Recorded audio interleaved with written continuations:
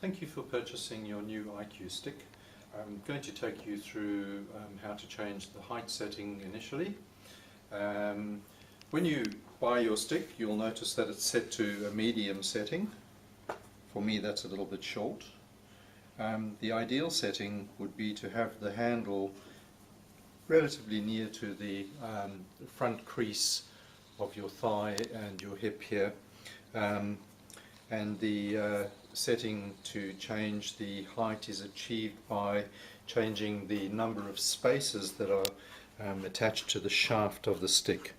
So unscrew the black top and push down. Sometimes requires a little bit of force, particularly once in another setting that I'll show you later has been done. And these are the spaces in the stick. It comes with one spacer attached to a permanent spacer, and there are two additional spacers in the packaging. To increase the height of the stick, simply screw in one or more spacers. If the original setting is too high, unscrew all of the spacers, leaving just the one that's permanently attached to the stick. Let's assume that we're making this to the maximum height, so we'll screw in all of the spacers.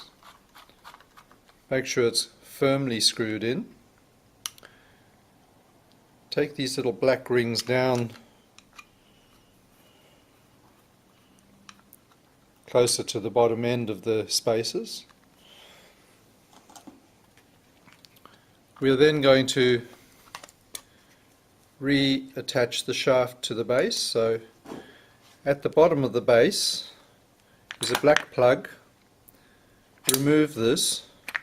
You may wish to use a flat implement like a screwdriver or a knife just to lever it up. It comes out quite easily. There is a bolt into which the shaft will screw. Wind it on like this, holding the bolt so that it doesn't turn.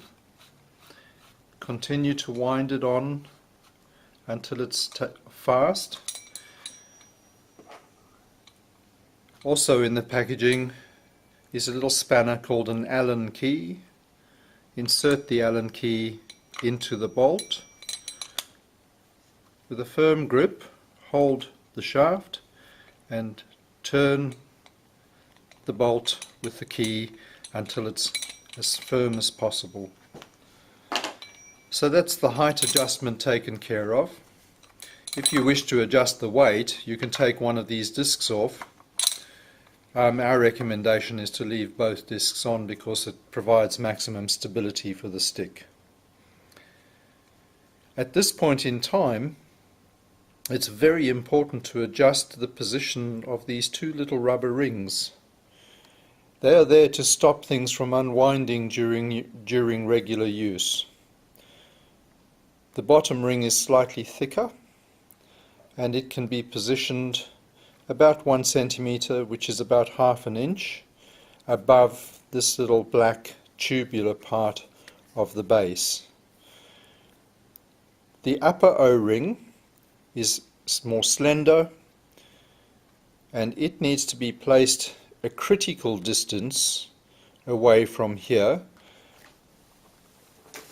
And on the additional instruction sheet we have a measure to be used to place that ring in the correct spot. So align one arrow with the top of this part of the black tubular part of the base and align the little O-ring at the top end of the measure, not in line with the arrow but with the measure. And at this point in time you're ready to reattach the top part of the base, this cone-shaped top part of the base. Now as you slide it down the shaft, it will engage this rubber ring and become quite difficult to push down with some resistance, and the resistance will just get a little bit more. Push it down slowly, don't force it, because the harder you try and push, the more firmly embedded that ring will become and the harder it will get to push down. When it gets to become quite difficult, place the stick onto a firm surface and just apply some force. Just gradually push down. Just keep pushing until it goes down and slides down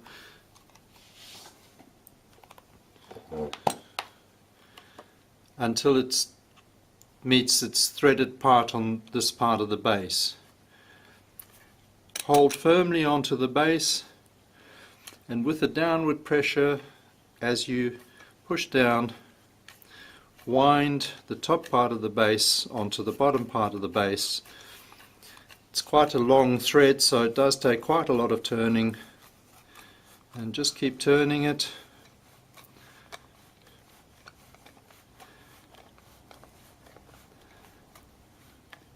And again, you want to turn it to the point of it being quite firm. Make sure that there are no pins or any silver part showing above the top of this cone, and regularly during the course of using your stick make sure to check that and other parts, that they're not becoming loose. Reinsert the plug, and again, can be a little bit tricky, but just keep wiggling it until it goes in. May need to twist it.